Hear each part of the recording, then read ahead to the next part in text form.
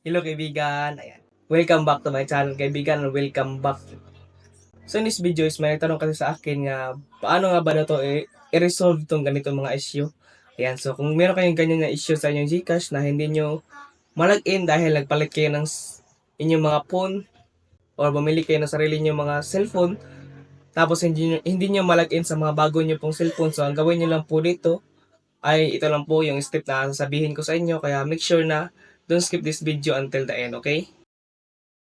So yung first step ko talagang ginagawa ay ilalagin ko po muna yung aking Gcash kahit hindi ko pa na-unregister doon sa aking old na cellphone. So login ko muna sa bago kong cellphone kasi yung lalabas po dyan kapag mag-login po tayo ay you need to unregister your phone into your old phone, di ba? So ganyan, kahit ganito po yung lalabas.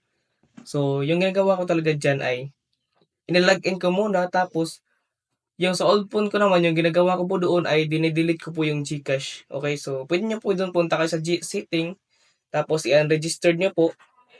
Pwede rin naman po yun, pero ang mangyayari is the same pa rin po doon sa new phone nyo po. So yung gawin nyo na po doon, yung best way na gawin nyo po para makapag-open po kayo sa bago nyo pong cellphone or nawala po yung cellphone nyo at hindi nyo na makita or nasira.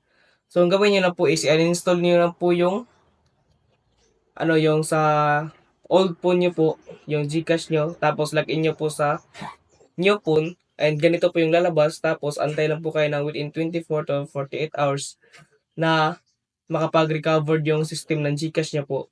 Tapos, ma-open nyo na po yun. So, legit talaga at ito po yung lagi kong ginagawa sa aking mga Gcash account. Okay? So, try nyo lang po, subukan nyo lang po.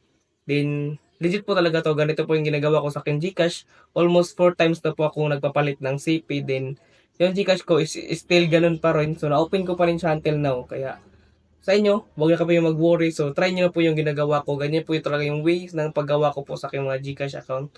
Kung paano ko po siya ilagin sa aking mga bagong CP na bili. So, actually, itong sasabihin ko sa inyo ay subok ko na talaga to. At ito po yung mostly ginagawa ko kapag magpapalit ako ng mga cellphone or mag-login ako sa ibang account.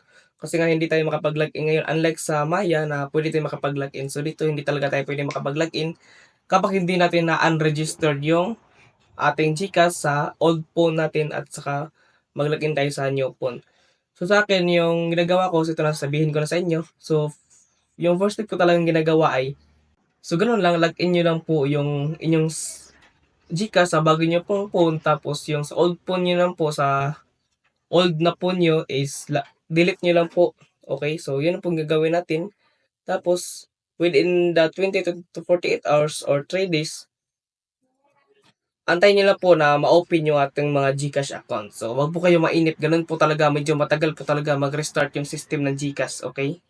So, yan po. Ganun lang po talaga kaibigan. And thank you sa panonood. Sana nakatulong to video na to sa inyo. At kung nakatulong to, I don't forget to like and subscribe para malaman ko rin kung sino po yung mga natulungan ko nito sa video natin ngayon. Maraming salamat kaibigan sa panonood and God bless.